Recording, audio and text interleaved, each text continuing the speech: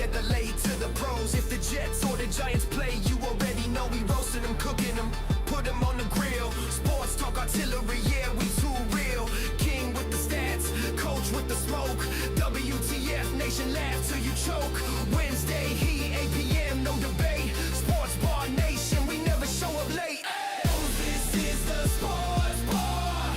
Wednesday nights we go hard. Veterans strong and we stand tall. WTF Nation, we run the ball. Hey, hey, turn the lights on.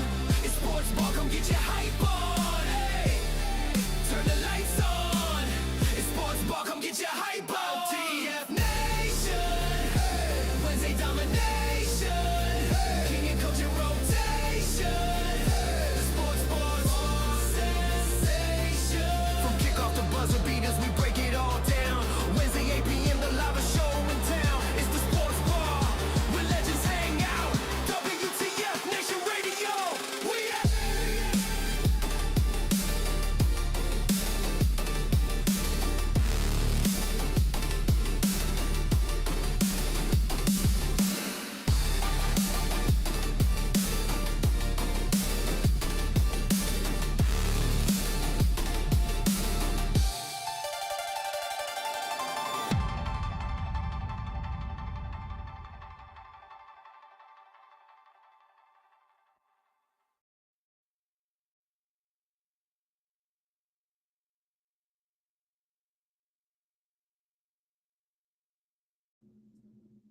We just gonna go right into it, as I still have not fixed our intro. What's up? What's good? What's happening? Welcome to the Sports Bar here at WTF Nation Radio. Radio. I am one half of this thing, King, U.S. Air Force veteran, aka Flyboy Smitty, aka nobody had beat me in Sports Bar trivia yet, aka it's a Wednesday night. So let's get right with King and Coach. Coach, let the people know something. What do you hear? What do you hear? What do you say? Nobody's beating you on that because, well, that's because I'm not playing it. That's why. Oh, this is what.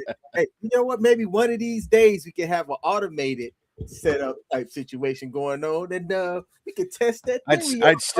I'd still have to come up with the questions, which means I know the answers already. Well, hey, real quick, happy retirement, Brock Lesnar. Going back to last week's show, told you something was going to happen. Happy retirement, Mr. Lesnar.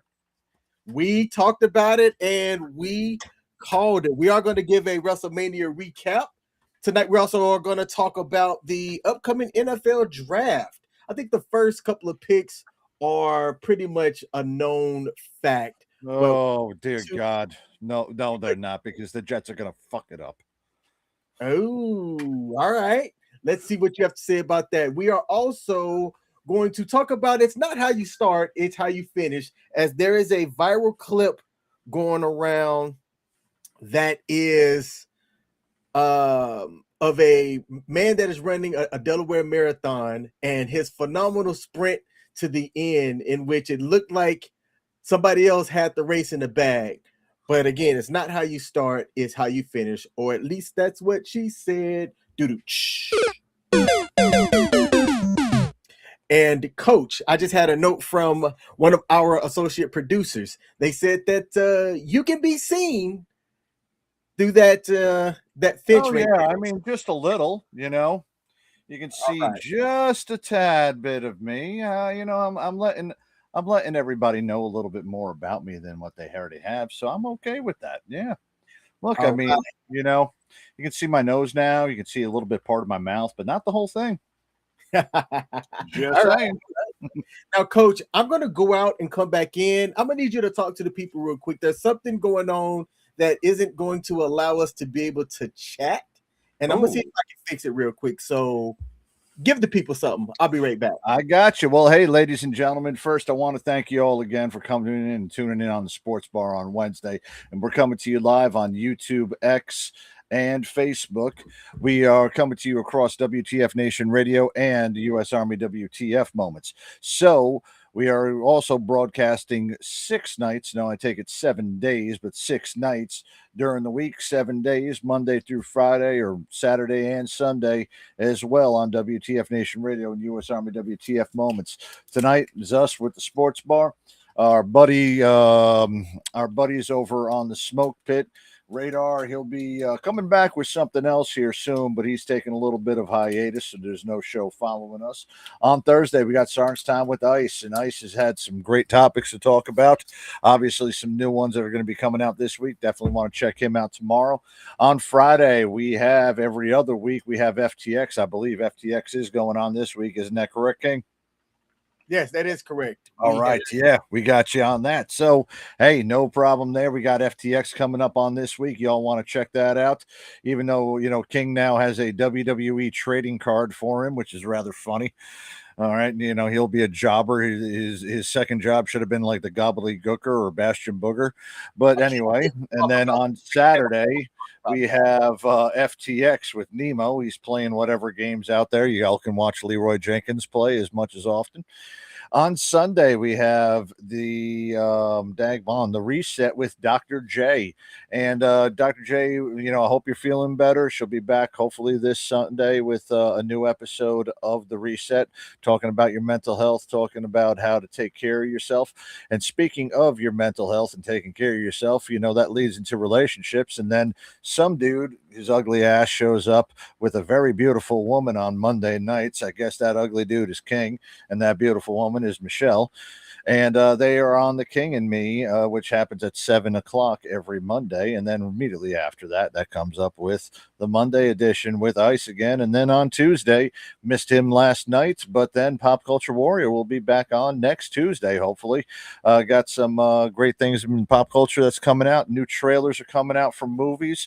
Spaceballs 2 will be coming out on April 23rd, 2027. And I will be there on the opening night. And if we can ever get backstage passes or advanced what the fuck was that? I was trying to set up in the background, and I didn't realize all of my audio was going to get caught. You're good, man. You're good. But yeah, hey, CQ, if you're watching this, or if you're watching the replay, and if you're watching the replay of us, well, you really have no life.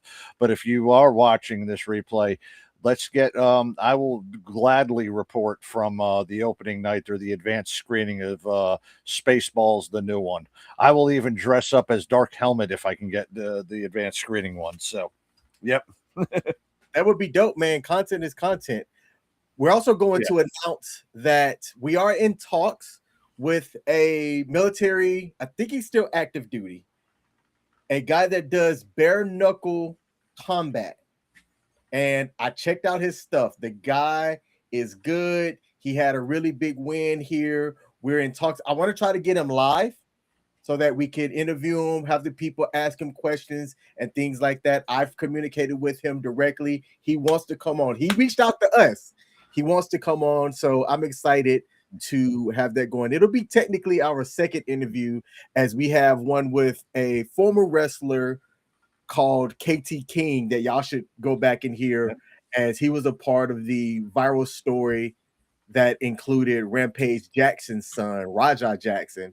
He was directly around for that, not involved, but around for that, and caught some heat for the fallout from that. So we've got some pretty interesting stuff coming up here at WTF Nation Radio / US Army WTF Moments.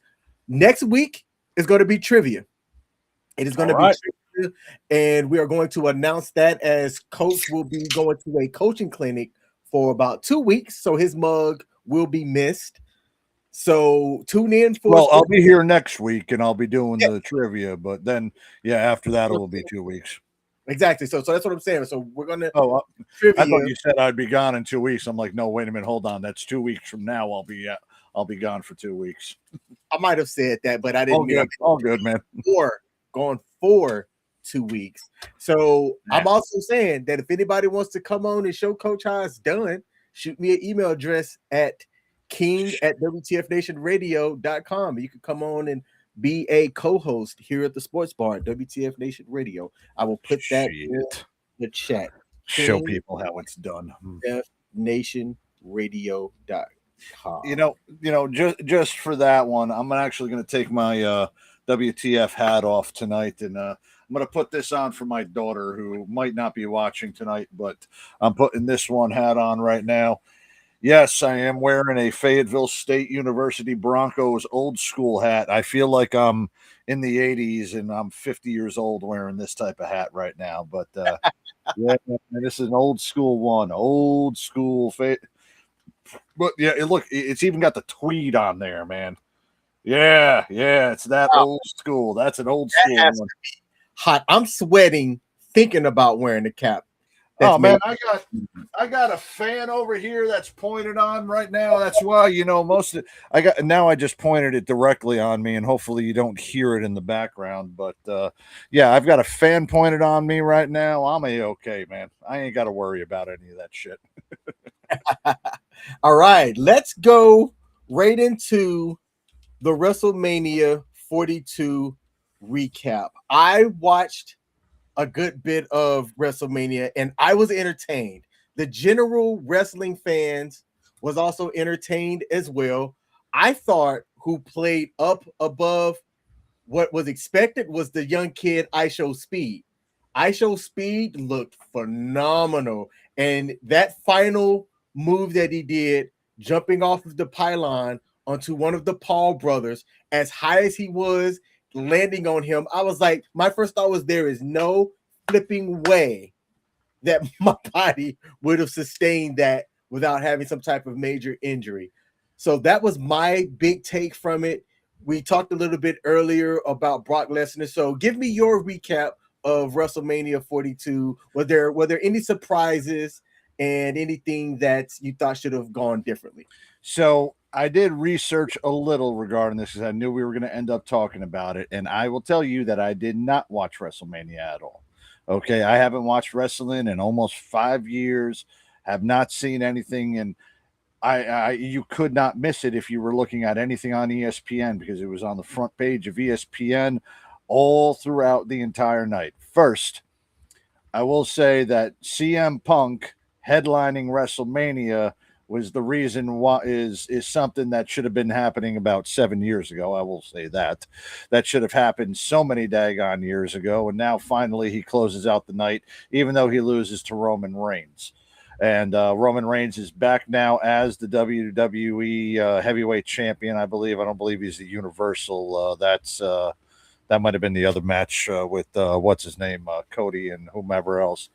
But two of the things that caught my attention regarding WrestleMania was the involvement of Pat McAfee and the creative way that in WWE Creative, how TKO Holdings, the parent owner, has essentially taken over and catered more to the casual fan than to the diehard wrestling fan.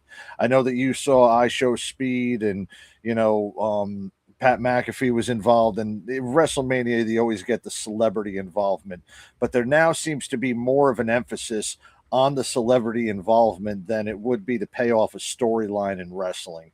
And one of them happened to be with what was happening with Pat McAfee and his payoff for the match with Randy Orton and, with some big announcement, and it ended up turning into some type of thing for Dodge pickup trucks or something like that.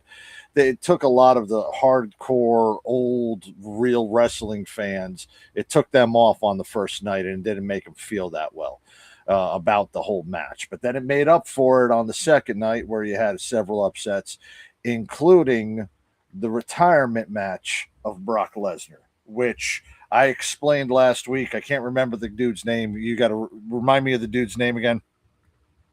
Obafemi. Okay. I had mentioned how when a wrestler is on his way out of the company or on the way out of the business, they put over and they let somebody get a big win against them as the way of passing the torch. That's the good way of doing business. And Brock Lesnar has been in the wrestling business, got out of the wrestling business, went to the UFC business, came back to the wrestling business, did it for multiple years, and knew the way that it went and knows the way of the ropes of going. So him putting over Oba Fenty and having that win at WrestleMania, and essentially at the end coming out and hugging hugging Paul Heyman and, acknowledging the crowd, which is something Brock Lesnar is not. Brock Lesnar acknowledging the crowd, the last time I remember him actually acknowledging anything in the crowd was him giving the finger during his match with Goldberg at WrestleMania 20 when he was going to leave the WWE, and he gave the finger to the crowd. This was completely different than what it was in 2004. Yeah, it was 2004 during WrestleMania 20.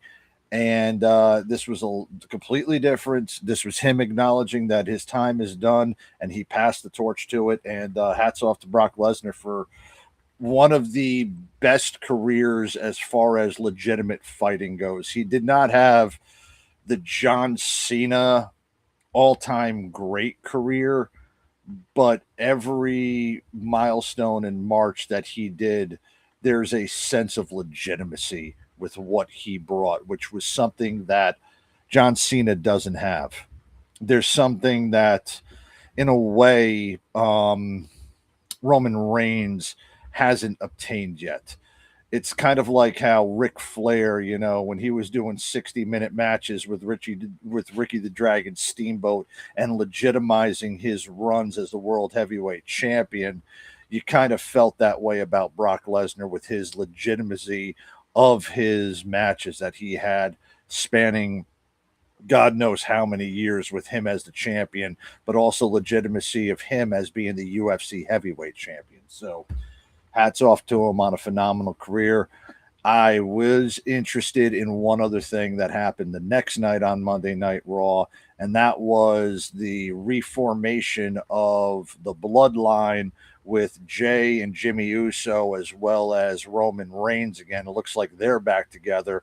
But at this time, I believe Jay Uso, which I didn't even know, was a world heavyweight champion and has a championship run to him. So I kind of feel like the second formation of this Bloodline thing that is happening is going to set up a match between Jey Uso and Roman Reigns in the future, which that's about the best thing I can say as far as the future. But storylines are predictable within the world of professional wrestling if you know the patterns and you know the way these people think. So that's what I got to say about that.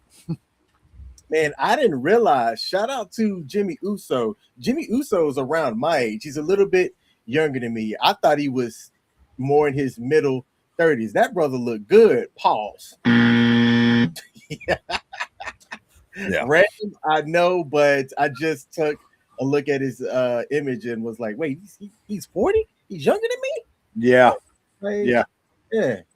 And if I'm right, I'm not sure if his wife is still wrestling. No, hold on. Is it Jimmy or Jay? I can't remember which one they are. And like I said, I haven't been watching in years. But one of them is married to Trinity Fatu. I can't remember what the heck she goes by on there. But what's that?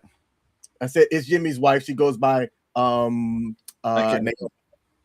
That's right. I couldn't remember her name to save my life right there. But yeah, that. And she's still out wrestling, and I don't know. Like I said, and as far as the women's matches, you could tell me who won, and I had no idea what the hell happened. Like I said, didn't watch it, but yeah. Rhea Ripley ended up taking the win, and I mean she's set the stage to be able to take this for a while now. Rhea in 2019 and 2020 when she was in NXT was really set up to do that much better, and I'm glad that she did. She was able to be at the top. I figured within 5 years she'd be at the top of the women's division, and yeah, she has. So that was 5 years ago. I can't say anything about it now. Well, it's interesting. What people don't know, and I learned this from talking with KT King, and there was a guy who was active duty with me for a while. The guy's not even, how tall is, I almost said his name. He's like 5'4", 5'5", but he ended up doing wrestling for a while before he stopped. I want to say like 6 years on a lot of the smaller circuits. Mm-hmm. Like Ripley, the Uso brothers kind of had it in the family. But for some of these people, you're doing a lot of the smaller circuits, just hoping that you have the right package for that chance to really move up into big leagues. There's the independents, and then you're looking at after the independents, you're possibly looking at certain feeder organizations, Ring of Honor, TNA Wrestling, what's the other one? The NWA, NXT for the WWE. Once you're out of those independents and they look at you, they send you into one of those feeder series before you get called up into what you would consider the main roster types of events, which would be, WWE Raw and SmackDown. For AEW, it's like the whatever they call it, Dynamite, and whatever they have on Fridays.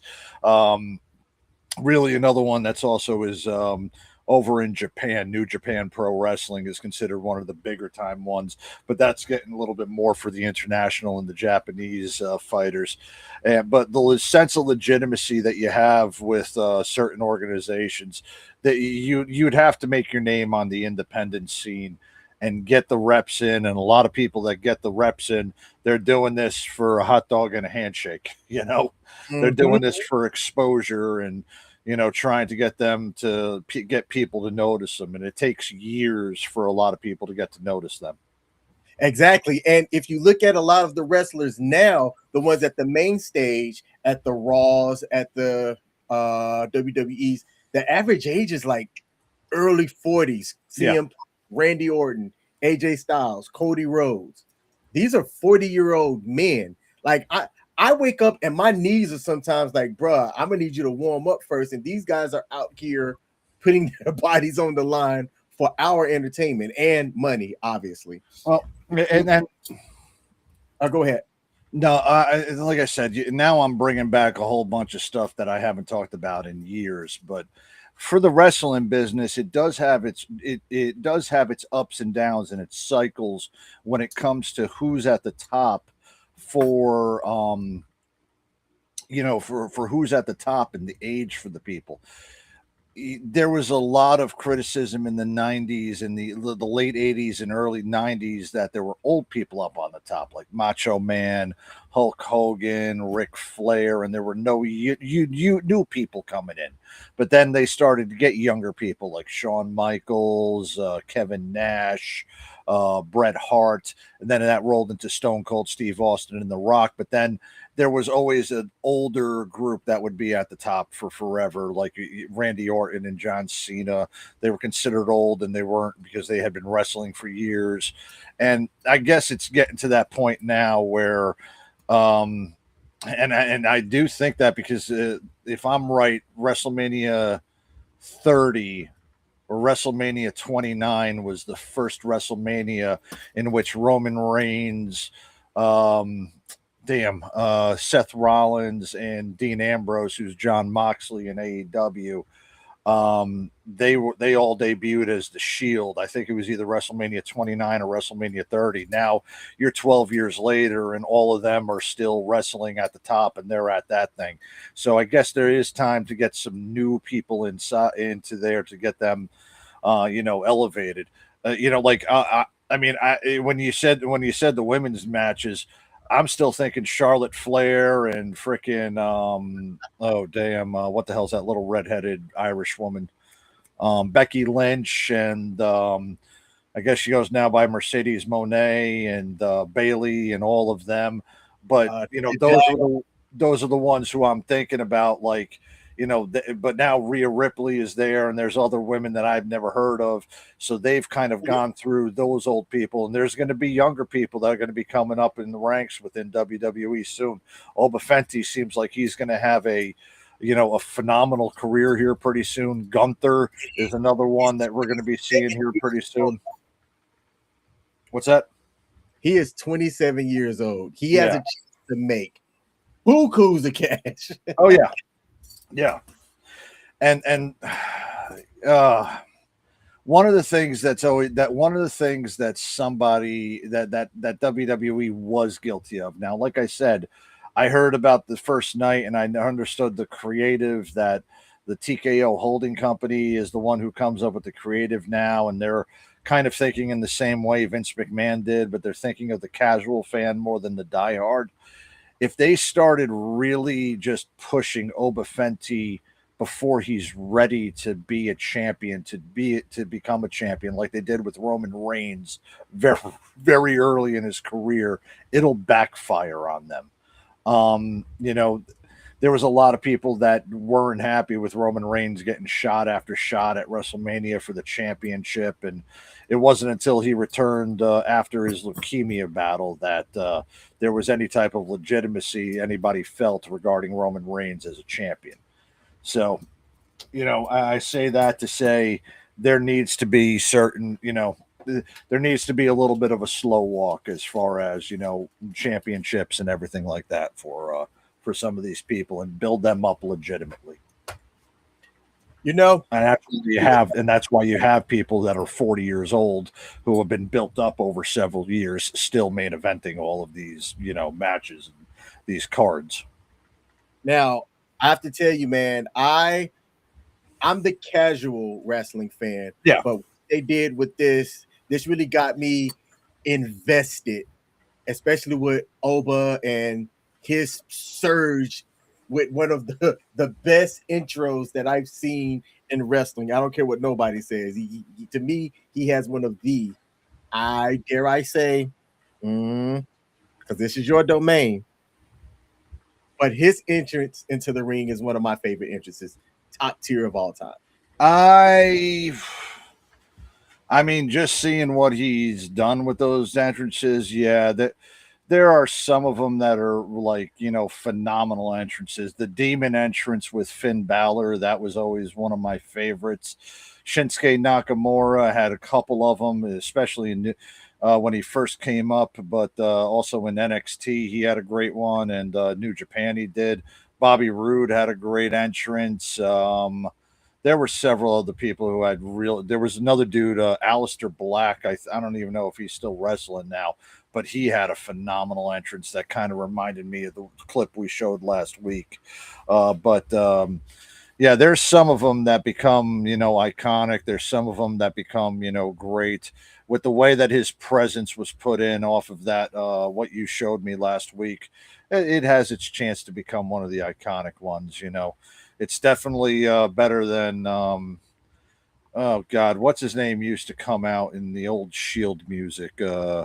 Roman Reigns used to come out in the Shield music, and for a while he was coming through the crowd. Nobody liked him coming through the crowd, so he just came out through the deck or through the entrance ramp, and it just went through shit after that. There's been a couple of other good ones that had decent, you know, it all goes with the song, it goes with the entrance, and it goes with, you know, how it makes people feel. I always thought Brock Lesnar's was great. That was me.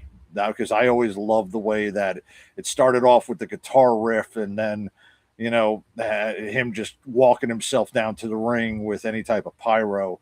It really kind of set you up there. I liked Brock Lesnar's, but yeah, it's been a while since I've seen you know, entrances. I can't really grade anybody on any, you know, recent ones or anything like that. All right. Let's talk about the NBA playoffs right now. Yes, So we finally care about the NBA. Let me get this off the screen. Remove. All right. So NBA playoffs. The NBA playoffs have kicked off, and probably one of the surprises right now is the Orlando and Detroit matchup, which Orlando won in game 1, and they're playing right now in game 2. They're at halftime 46-46. I don't think most people had this as one of the sweeps that could have occurred out of the first round. And the fact that Orlando has played early and played well in these playoffs is really having people rethinking what the sports books and what sports analysts are saying. What surprises have occurred from what you've seen in the early rounds of these playoff games? All right, we're going to repeat the same thing because I was going to say that I was really surprised that Orlando actually pulled off game 1 and are keeping it competitive. But, you know, Orlando does have the talent. It's just a matter of them all being on the same sheet of paper and, you know, being able to coach and play well together, which they did. And I think they also caught Detroit sleeping on game 1.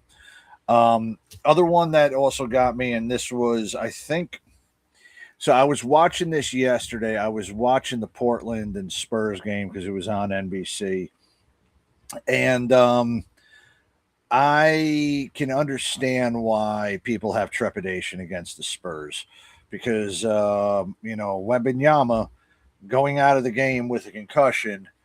I would say he is the difference maker on that Spurs team, plain and damn simple. Okay, I I watched the first quarter of the game, and then I was flipping it back and forth to the Yankee game. Yankees end up scoring like 3 runs in the top of the sixth, and then they get out. Once the inning's over, I turn it back. Damn, Spurs were down by 18, and by the time the end of the first quarter came back, Wembanyama came in and damn near, or brought them back to a 1-point lead at the end of the first quarter. Then I watched the rest of the game, and Wembanyama goes out with a freaking concussion, and then Spurs end up losing game 2. I believe that a healthy Victor Wembanyama is the difference maker, and his game 1 performance was out of this freaking world for a first time being in the playoffs. Broke the record, 35 points and 5 rebounds and 2 blocks, breaking Tim Duncan's record for San Antonio. This concussion thing has got me a little worried. That's what I'm getting really surprised at. But it's not surprising me about how bad San Antonio is without Victor Wembanyama in the lineup. That's all I'm going to say about that. Yep. Now that series is tied 1-1. They play game 3 this coming Friday. And right now, in the first 2 games, the spread was a lot further. Vegas has the odds right now. San Antonio only by 1.5 points. So that tells you how much his injury changes the sports odds. I'm also looking at the Lakers here. So the Lakers are up 2-0 in their series. And looking at their game that's being played on Friday, the odds on that has Houston favored to win by 9.5 points. And I'm like, I haven't seen anything that would indicate that having the Lakers travel from travel and playing in Houston that would make the spread that much more that far apart. Have you looked at that any of those games? And did you see what Kevin Durant said in playing in his first game in that game 2, and the excuses and the bus that he drove over his teammates as to why they lost that game? I did not see anything with the Houston or Los Angeles. I have not been paying a single bit of attention to it. I saw just basically headlines as far as that. It doesn't surprise me, though, that the Lakers are playing a little bit better and LeBron looks like he's got a little bit more of his step in. But with the amount Houston's lineup and going back at home, that's where I kind of see where this is, swinging as far as 9.5 points. You're also given 4 days off, but for LeBron James at 40-something years old.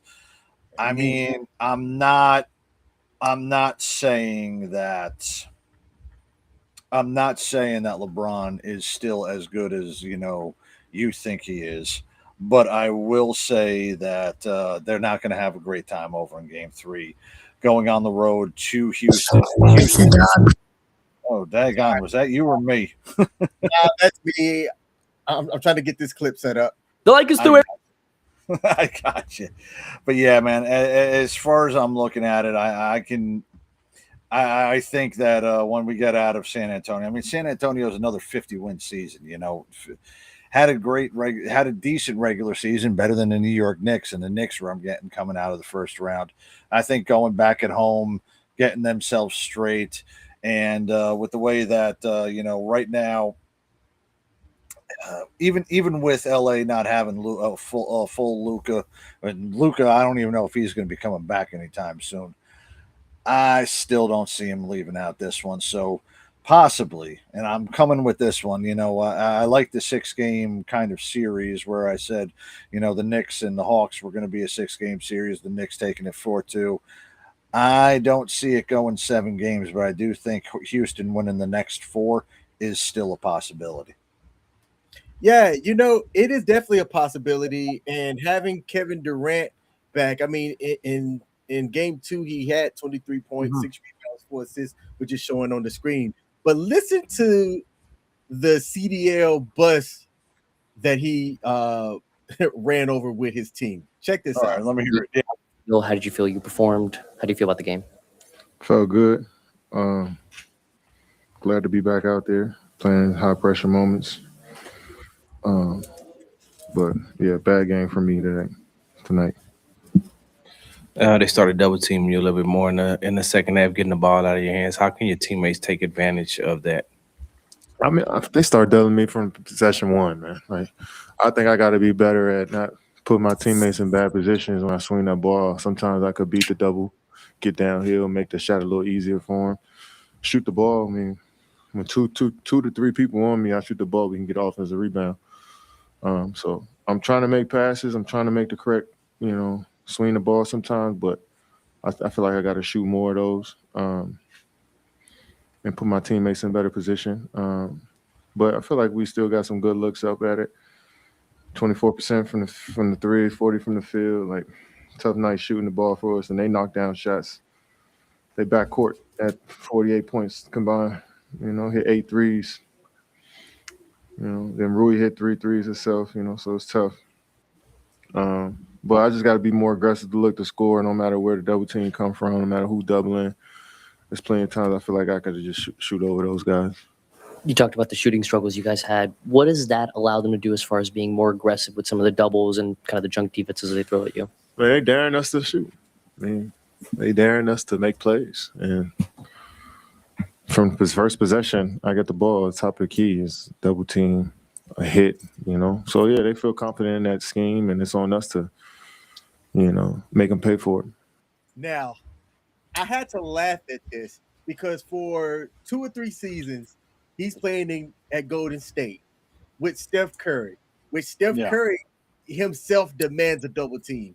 Yet even with Steph double team, he was still able to put up 30 and 8 assists or 30 and 6 assists, somewhere around there. But you had to either double Steph or double KD, but both of them were still getting 30. Now, with the focus being on Steph the way that it was, that allowed KD, who's already an excellent scorer, to just go out there and have a free reign. But now that he doesn't have a Steph Curry, right, the rest of his team, I mean, I'm looking at the stats here right now.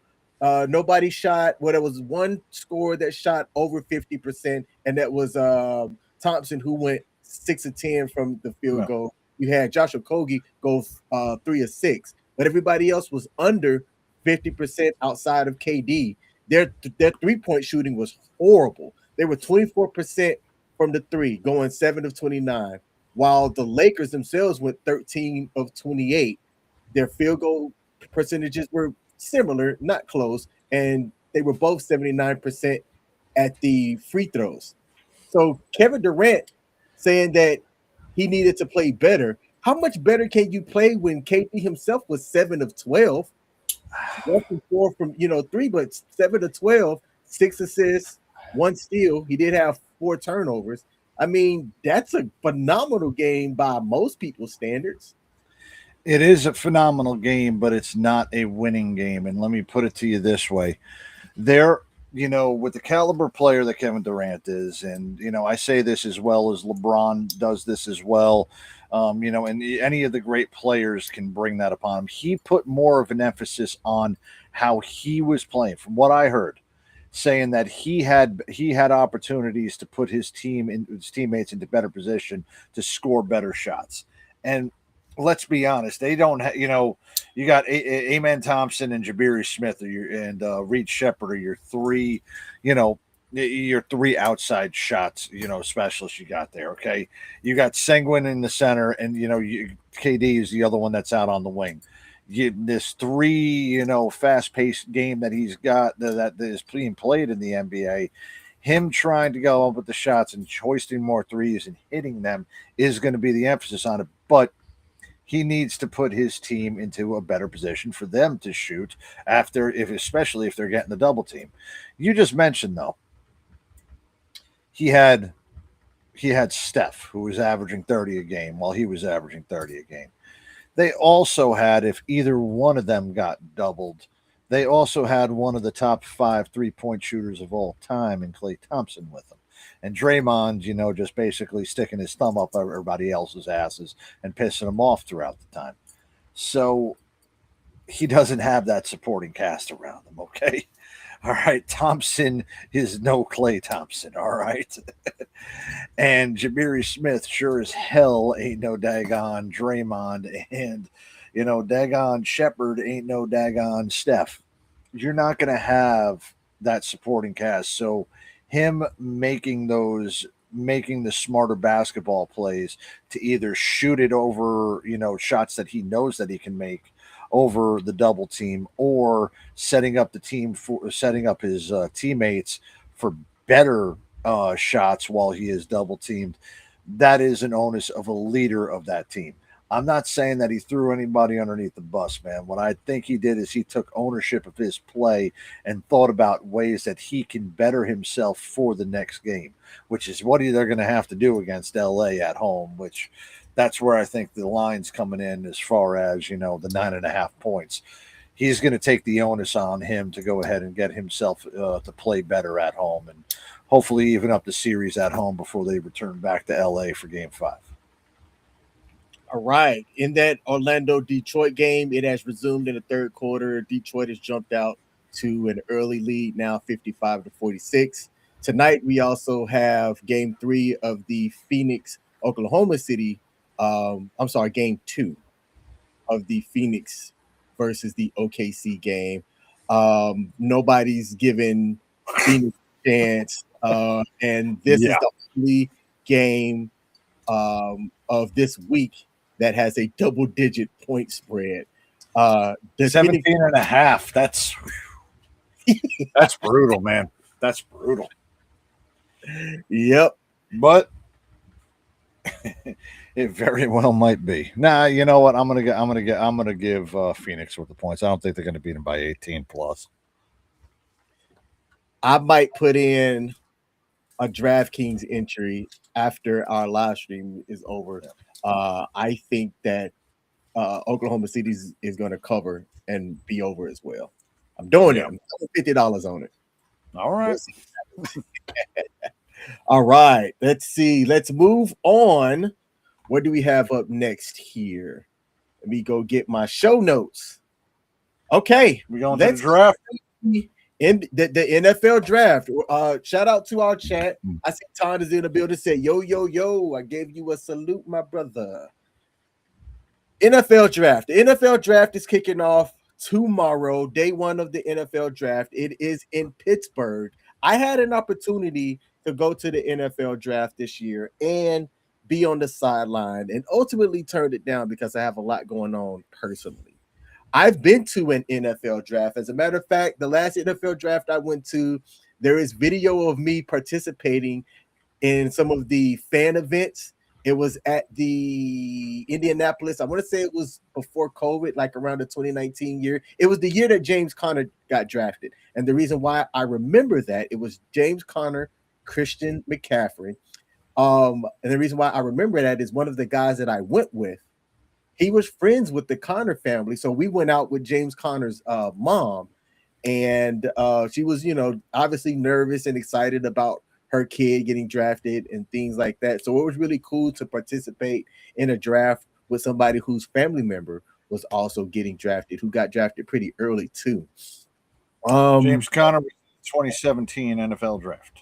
Wow, 2017, man, that it seems like just yesterday. So, Coach, give me your thoughts, and while you do that, I'm going to see if I could go find that video of me at the draft in 2017. Absolutely. Well, the suspense is not going to be there for the number 1 pick in the draft. There is a one quarterback in this draft that is worthy of a top 10 selection, and that's Fernando Mendoza. Undefeated season over at Indiana, Heisman Trophy win, national championship, and his reward is that he is going to be drafted by the NFL's second dumbest owner in Mark Davis with the Las Vegas Raiders.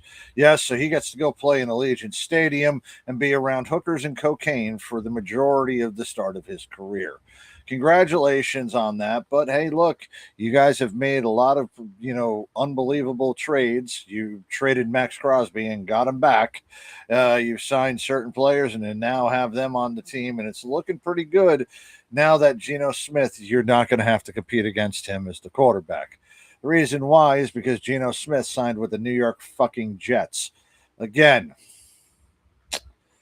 And the Jets, with the number 2 pick of the NFL draft, possibly, I'm just going to say this. The number 2 pick of the NFL draft is going to end up being a bust. Not because he's not going to be a great player, but it's because the Jets are just going to pick the wrong person. And all eyes right now are possibly on David Bailey, the defensive end out of Texas Tech. And look, I would think that he does have a chance to do that. Personally, I think Arvell Roll out of Ohio State should be the pick. But let me be as blunt as I can. Whomever is getting picked by the Jets is going to end up being a bust. Whether it be Bailey or whether it be Arvell Reese. Either one of them are going to be a bust because they're going to be drafted by the Jets. They're going to have no daggone talent whatsoever. And it's going to be terrible. Because, well, the Jets are a cursed franchise. They always in a one quarterback draft, they always are in need of a quarterback. They always end up somehow on the shit end. When they could have had Trevor Lawrence, but then decided to get a win so that Adam Gase can feel good about himself, they ended up shitting the bed and then drafting Zach Wilson. Yeah, instead of getting Trevor Lawrence, who has more playoff appearances than the Jets have since 2012. But as I'm looking at it, one of the big ones that I'm thinking about is that we're looking at Jordan Ronan is projected to go number 5 to the New York Giants, who, let me just say, got rid of a headache. But, with the way that headache has been rolling around for the Giants, it's understandable. Dexter Lawrence has been traded over to the Cincinnati Bengals. So now, instead of losing in blue, he's going to lose in orange. And the New York Giants, with the 5th pick, is going to be going with the running back out of Notre Dame, Jordan Raanan. And, you probably wouldn't have needed that one if you did the smart move, and instead of trying to franchise tag Danny Dimes, signed Danny Dimes to a contract extension. You did that with Saquon Barkley, and you didn't have to draft anybody. You would probably have been able to get a better quarterback. But it's all right. You're the New York Giants. You suck anyway. But as far as total impact players, you are looking a little bit more of your defensive side for this draft. I am not seeing a wide receiver being taken off the board until Carnell Tate going into New Orleans, possibly at 8. And yes, I am getting this stuff off of ESPN. And then I see at 16, the Jets drafting wide receiver Omar Cooper out of Indiana. There is some talk that there is a possibility they could use the 16th pick on Alabama quarterback Ty Simpson. That is, if he does not, if he's still on the board, and they believe that he will not fall to the 2nd round, which, as projections have it, he will most likely fall to the 2nd round. I don't think that Mr. Simpson's going to make it out of the 1st round, which gives the Jets the opportunity to draft him 33rd overall and then fuck up his career just like they were going to do with Fernando Mendoza and anybody else that they draft.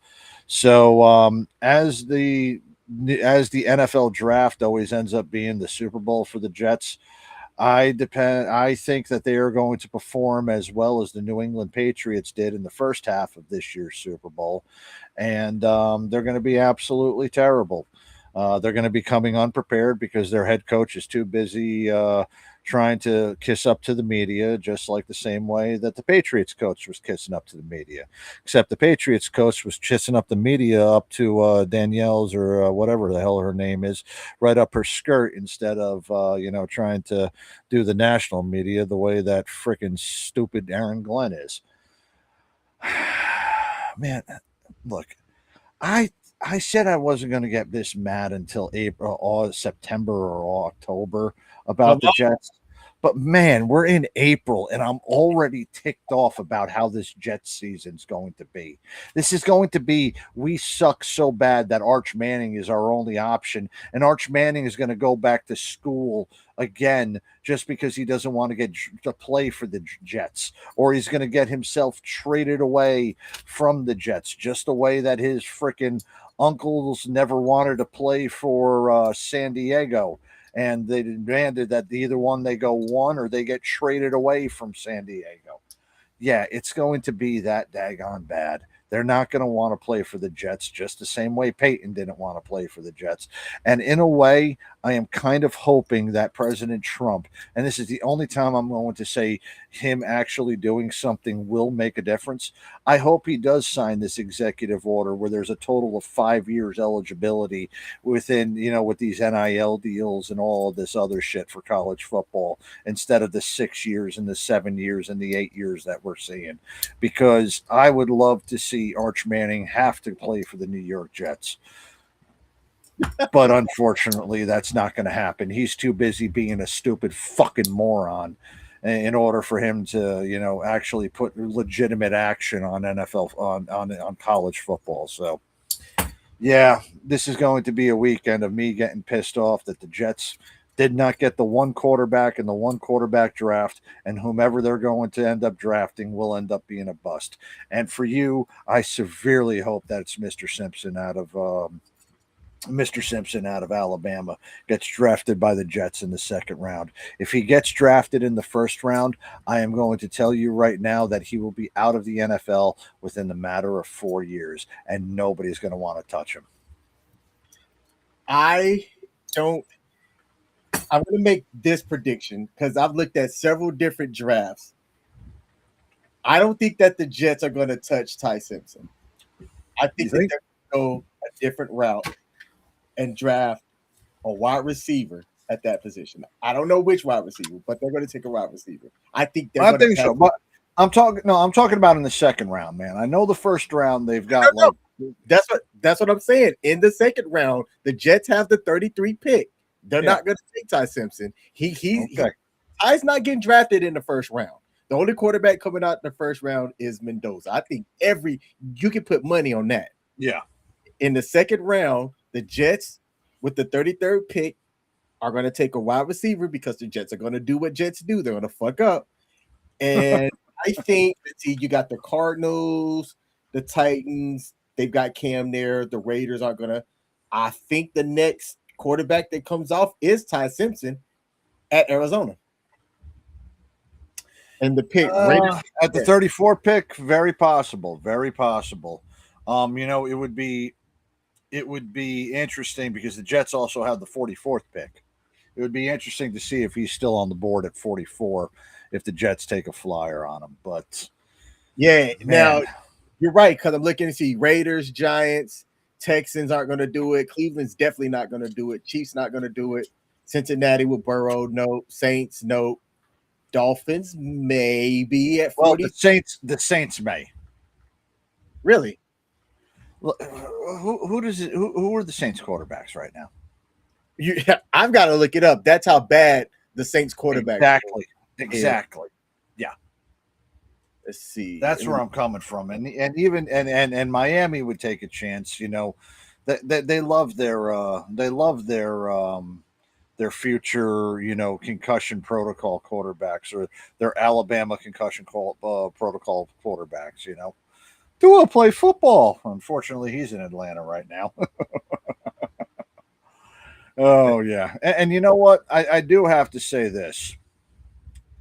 I find it hysterical that going to Las Vegas, Fernando Mendoza, he's projected he'll end up being the number one pick, and they're projecting him to start week 1 for Los Angeles.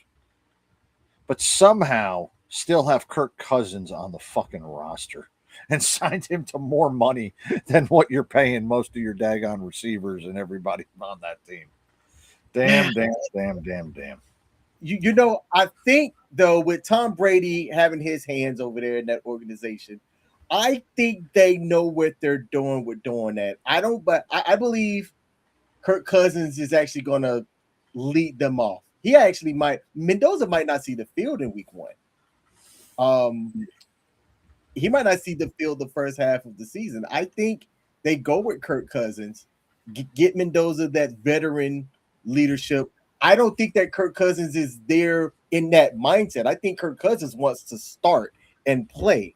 But I believe that Brady, being the quarterback mindset that he is, has some influence in the development of Mendoza, that it's going to be Kirk Cousins starting out before they make that transition. And we say that is the smart move. I can see that happening, but this is also Mark Davis we're talking about, who, I'm pretty sure he looks like he's developmentally challenged. I mean, not just the haircut, but just with his decisions that he makes. The funny thing is that he basically doesn't know anything about football and just learned from what his father said to do and thought about what his dad would make his picks when that's how he runs that daggone franchise.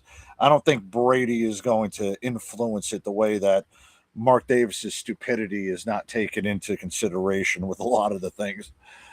But I mean, he still is also not the dumbest owner in sport. That officially goes to Woody Johnson of the New York Jets, who, just is so damn stupid, so lazy that he should be shot in the face and sodomized by a red hot poker. There was a question in the chat by Benchwarmers Prods that says, who do you think that the Titans will take? I'm looking at 3 different mock drafts here. All 3 of the different mock drafts has them going with the defensive player. 2 of the mock drafts has Sonny Styles out of Ohio State, and one of them has Arvell Reese, who also is coming out of Ohio State as well. Yeah. I'm going to go with Sonny Styles. I mean, to run up with Cam Newton, and I think to possibly get a running back with Love with Love out of Notre Dame, that might be a safe bet. But I mean, you're really going to have more impact with a defensive player in this draft out of anybody. And with a pick that high, you can possibly get a good running back in the second round. So, I might have either Reese or Love out of Ohio State. Either one of them might fall out. Might be Bailey out of Texas Tech if he's not taken by the Jets. But Now, hey. You've got Mendoza going 1. I think Bailey is taken at number 2. I think 1 and 2 are a lock. I don't see the not taking Bailey. I get that, but my thing is that, like I said, he's going to the Jets.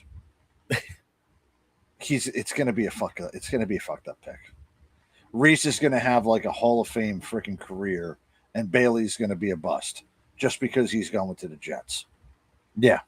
That either way, whomever is at 3 and at 4, they're going to end up having a Pro Bowl caliber player, while the Jets end up having a bust. Yeah, now it's just the way that it goes.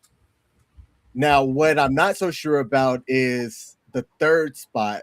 The Cardinals might be the first to make a trade down spot.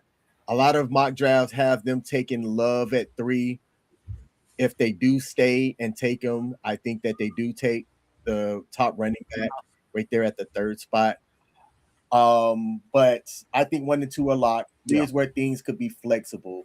And then 4 and 5 are definitely both going to be defensive players that come off the board. And then after that, it gets kind of fluid. The Browns at 6 are definitely going to take a lineman. And one of the first linemen that comes off the board looks to be Spencer Fano out of Utah. I can't believe we are actually saying somebody to protect Shador Sanders. Damn. Hey. Damn. There's a comment here and Damn. shout out to Benchwarmer said, by the way, dude, love what you're doing. Here's a sub. Hold on. I wish I had. Let me see what sound effect that I could give. Let me try this one. I don't know if y'all can hear the trumpets. You should be able to hear it. If not, oops. Shut up. Jesus Christ, that was fucking long. Yeah, I might have to cut that. I need to update my soundboard too. I got to get me a soundboard, man. I've been saying that I've been getting one for years. You know, and it was messed up is that, you know, freaking coach's son manager was here last weekend and he didn't fix my computer. I might, and I'm trying to decide if I want to do this or not. I wish there was a way that I could, like, I can watch the draft with the viewers inside of our Discord. Yeah. By the way, if y'all don't know, we do have a Discord at WTFNationRadio.com. If you go into our description, there's a link to join our Discord channel in there. So if you're interested in that, join us.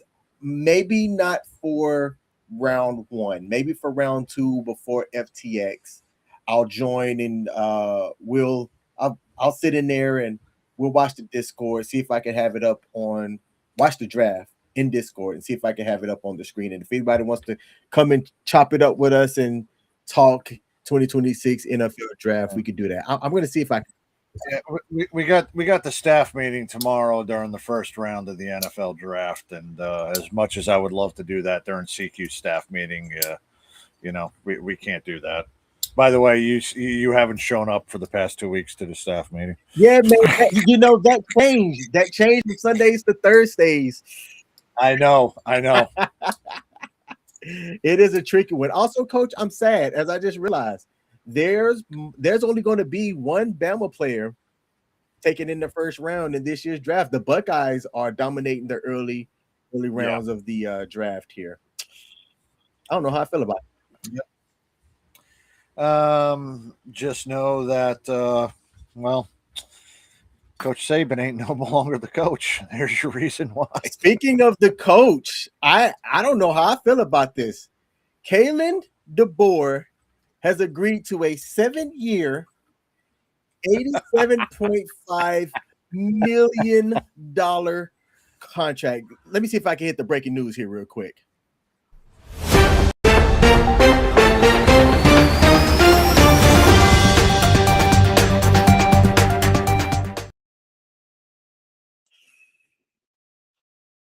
Okay, we lost coach.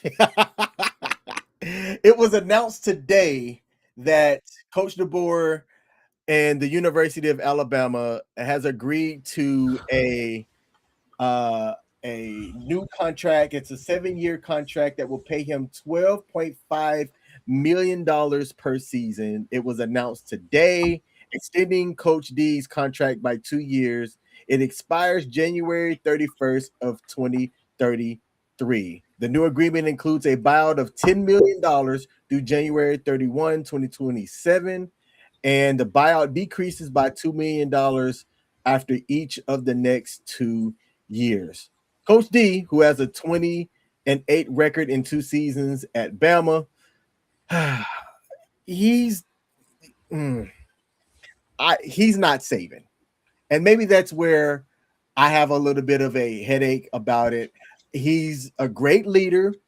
Haven't heard many people say any bad things about him as a person, but he just hasn't came in and performed to the level that I'm used to seeing, as Bama's been used to just dominating. I also don't like his offense.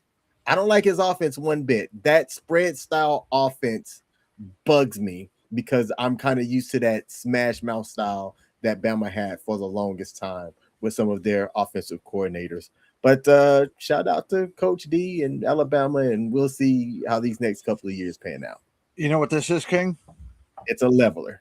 It's a level, yes. And you know what I'm going to do right now? What's that? I'm going to level with you. Uh-oh. Welcome back to mediocrity, Alabama. I'm not saying this. And look, the New England Patriots, it took them 5 years to get back to the Super Bowl after Belichick. Nick Saban is a Hall of Fame all-time great coach. And there was always going to be a massive hole to fill after that. And look, some people do it great. Some people do it very simply and are able to come back and win championships, pretty swiftly.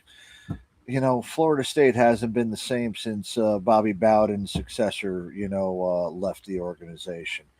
Florida hasn't been the same since Urban Meyer left the place.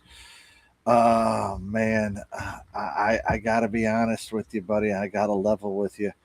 You're getting back to the Sean Alexander years over at Alabama, man. You're not back into the Derrick Henry years anymore, buddy. You're not back into the Trent Richardson years. You're back to the Sean Alexander years at Alabama. Mediocrity, my friend. I am leveling with you. Welcome back to mediocrity. Just get used to it. You're not going to be playing many games on New Year's Day anytime soon. Get used to the Pop-Tart Bowl because that's always going to be a big draw.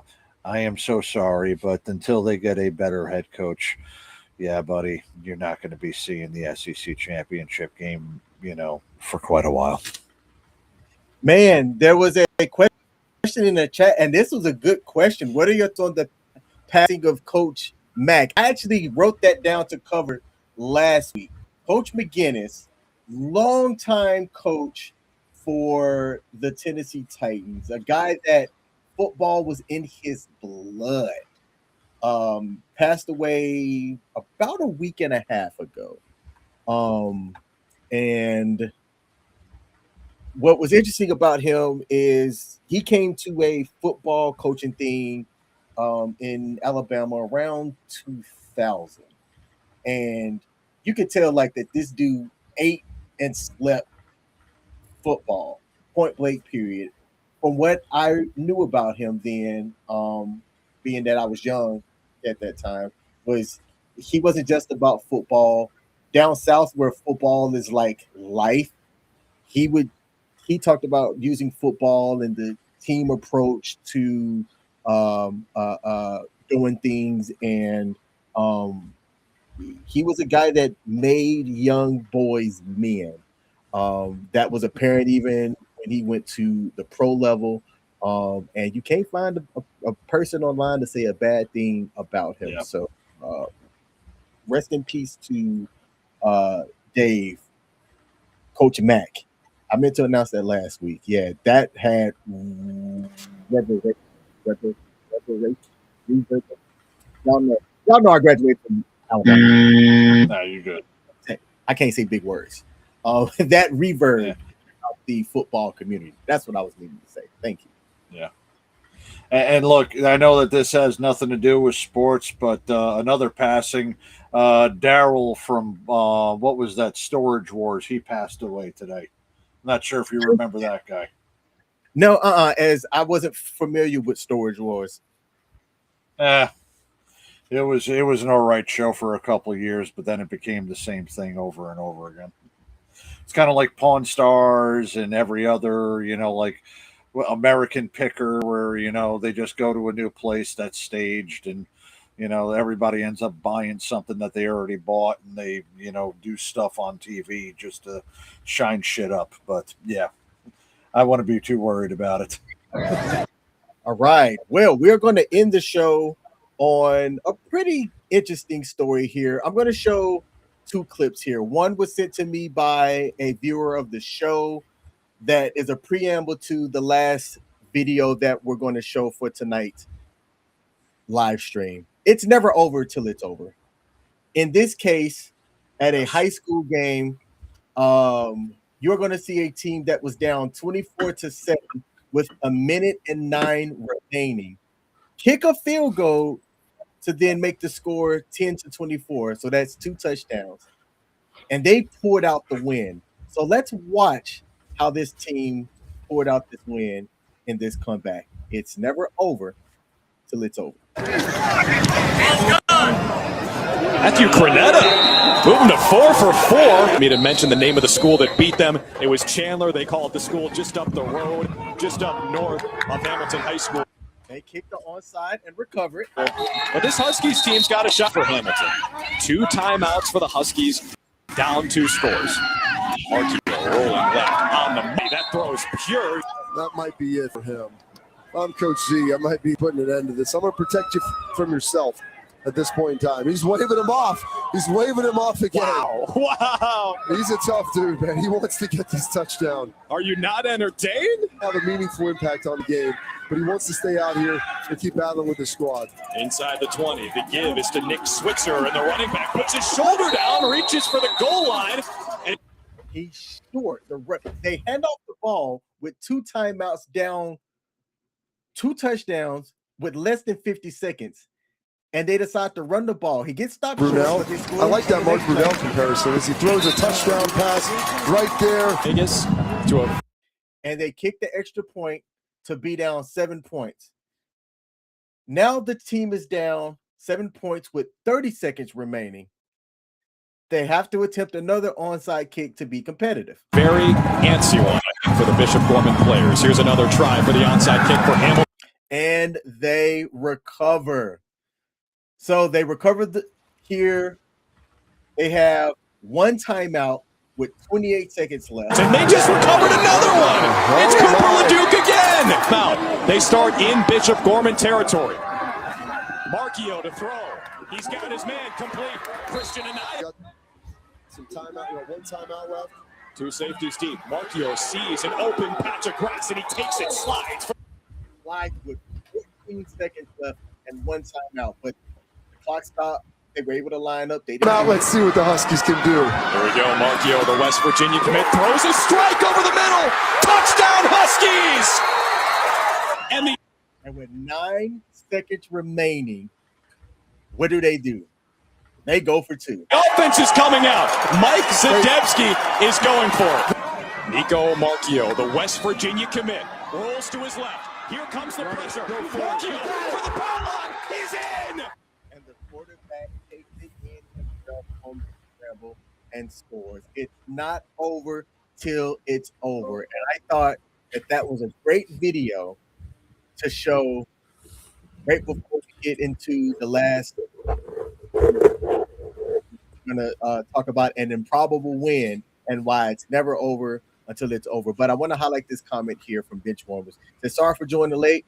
I saw you on my FYP, saw we didn't have any viewers, so I thought I would join. But I like what y'all are doing. Keep it up. First of all, thank you. We are one of many shows here at WTF Nation Radio. We do sports every Wednesday at 8 p.m. Eastern Standard Time Zone. We also do sports trivia. We're going to have sports trivia next Wednesday, where the winner wins something. We've given away signed jerseys. We've given away gift cards. We've given away cash. We've given away Jordan 1s. So if that's something that you're interested in, pull up, as we're going to have sports trivia next week. It's free to join and an opportunity to win something. Tell your friends about it. Be sure to follow Sports Bar on WTF Nation Radio on Facebook for all of our updates. Yep. Oh, he's coming in from our YouTube stream, which is awesome. Thank you for watching us on YouTube. That is awesome. We are streaming across multiple platforms, but it's great that you're catching us over there on YouTube. Now, I'm going to play the final video here as this thing was talked about, but to set this up here, let me go and get my notes here. There's a clip of a guy, Carson Mello, that starts celebrating early during a Delaware marathon, which always seems to have some type of viral moment that has come from it. This guy, who is beating the second place person by a lot, starts pumping his arms up and down, thinking that he's got it, only for Joshua Jackson to come in and snatch it by 0.95 seconds. There has been many angles and many clips from this. And let me go find the video. Ooh, where did I save it at?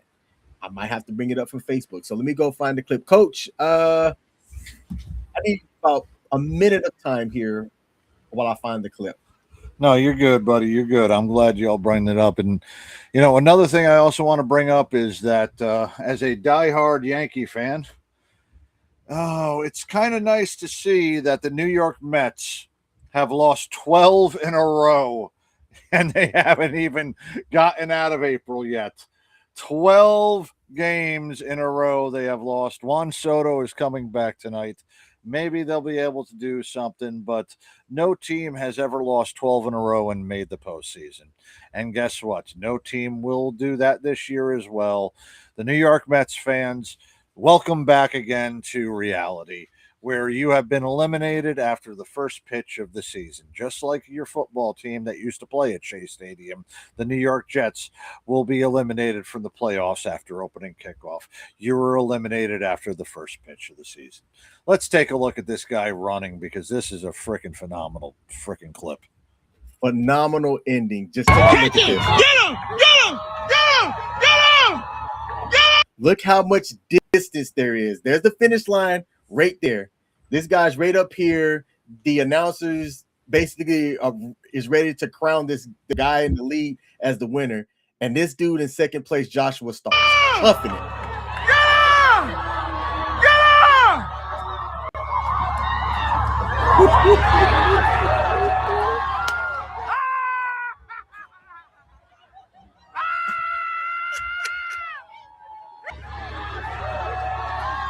Bam!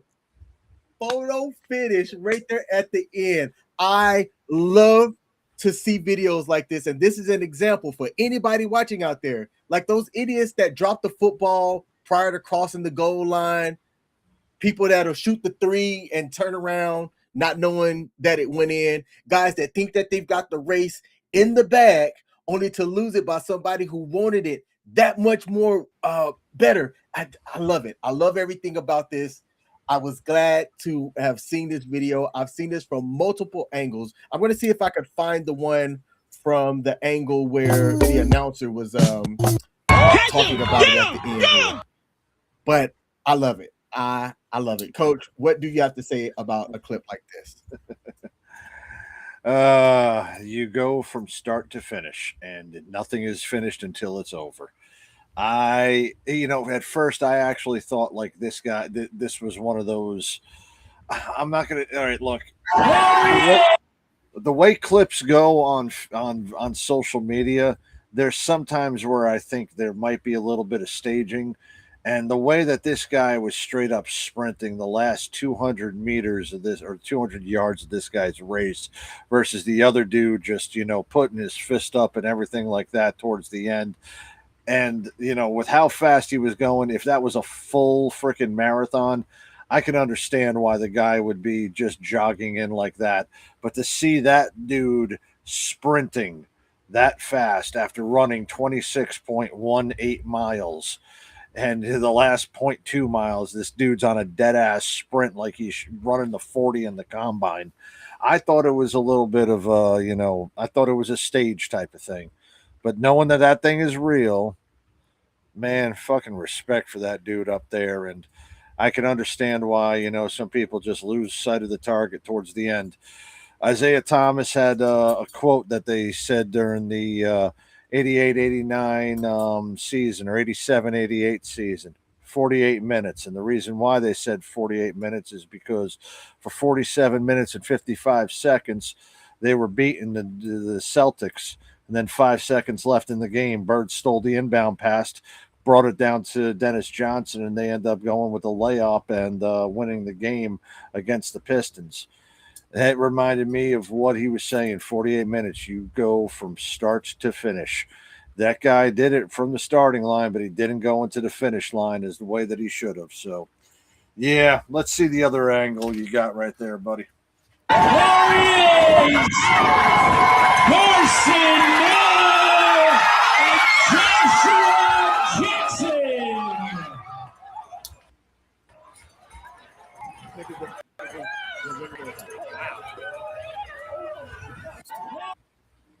Now, I don't know marathon ethics, if you will. Should the announcer have said something, or is that not his job, and it's the runner's job to like know what's going on behind him to like speed up if he needed to? No, that's not the announcer's job to say anything.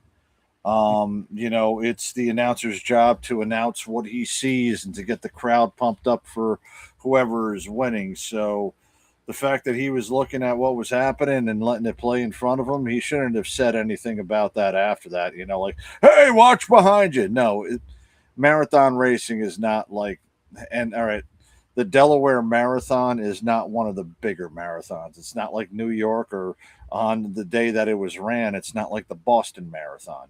It's not like the Marine Corps Marathon over in DC or anything like that as far as the runs. It's definitely not a competition just in that way. So there really is nothing as far as, somebody saying that and giving a play-by-play or anything like that. But man, oh man, white dude shouldn't have taken his shirt off. All right, y'all. In the chat, I've put the Facebook link to the Sports Bar on WTF Nation Radio's Facebook page. Go over and give that page a follow, as that's where we keep a lot of the up-to-date stuff specifically for what we do. But we are a part of WTF Nation Radio. Go over and give WTF Nation Radio a follow as well, as we are one of the largest voices for our military and veterans out there. Coach, next week, Sports Bar Trivia here at WTF Nation Radio. Oh, yeah. We have a prize for whoever comes in first place, aka if you can beat me. So stay tuned for the link, for the information on how to join. It is completely free. Pull up. I should let Nemo come up with never mind. Him coming up with answers, I'd beat him anyway. So Nemo knows nothing sports related, but yeah, I know. CQ would love to be the moderator. I might be able to rope him into being the guy that hosts it, comes up with the questions, if you will. I'll talk with him about that tomorrow. Yeah. I was about to say I'll talk to him in the staff. We'll talk to him in the staff meeting tomorrow if you're going to be there. Just because, I mean, as much as I would love to do this and beat you within an inch of your life, I'd be 15 out of 15, or I'm sorry, he would give me 14 out of 15, because he would have something like, this NFL player was in the Marvel Cinematic Universe as an extra, in fucking one of the movies nobody ever watched, like the fucking Ant-Man and the Wasp or something like that. He'll have something like that.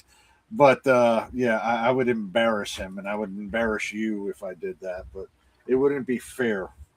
In fact, you know what? I'm going to say this. So, not sure if you saw this, but Joe Buck is about to host a new program on ESPN, Sports Jeopardy.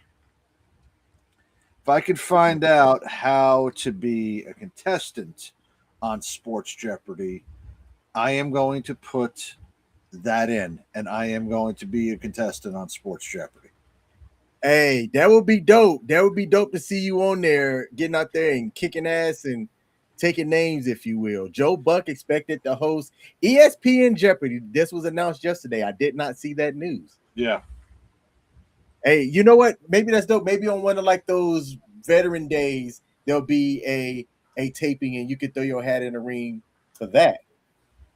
Let's make that happen. ESPN, shoot us a message at WTF Nation Radio. We got Coach over here who I think could give y'all a run for your money. All right. ESPN talent will feature as contestants in this series. Fuck you, ESPN. Suck my fucking goddamn cock.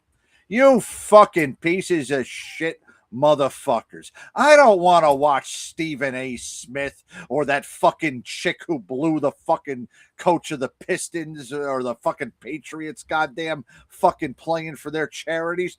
Fuck them. Let fucking real people do this shit. And I'm sure as fuck not watching now that Joe Buck's the host with people who are going to be ESPN talking heads. Fuck you, ESPN. I just saw that shit. ESPN talent will feature as contestants. Fuck you. Get some real fucking people on there. Let me live my fucking dream by embarrassing the fuck out of the United States in this goddamn competition and being the fucking best at the damn sports trivia that has ever fucking lived, instead of having fucking goddamn who the fucking Stephen A and goddamn freaking Pat McAfee going out. You know what? If you're gonna donate to this fucking charity right here, then that's fine. If you donate it to something else, then you can go fuck yourself, ESPN. That just pissed me off. I just read that. You fucking cock-sucking sons of a bitches. Well, there goes our shot at getting known. And fuck you, Joe Buck. You sucked at baseball. Nobody likes you on Monday Night Football. They had to put the Manning cast on because your ratings were so bad that nobody was watching it because they didn't want to hear you and fucking CTE head talking about football. You arrogant cocksucker. Get the fuck off the fucking TV. Oh, man. Hey, bitch woman, if you are still here, we're Coach is good for having a rant. Jesus, I did not plan that rant whatsoever. I did not. Oh, man. There's one where I'm already prepared to go on, and I don't know what way it's going, but I mean, every year I will always have one fucking rant.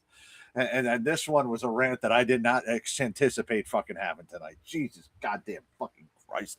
ESPN Jeopardy. I'm going to fucking teabag my ESPN Plus subscription. You can kiss my ass if I'm going to watch that shit.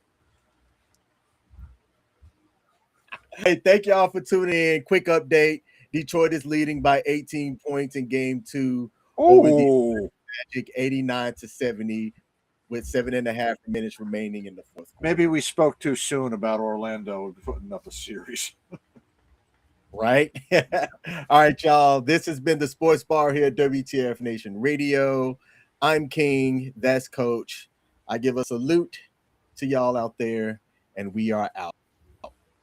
Peace. Fuck you, Joe Buck.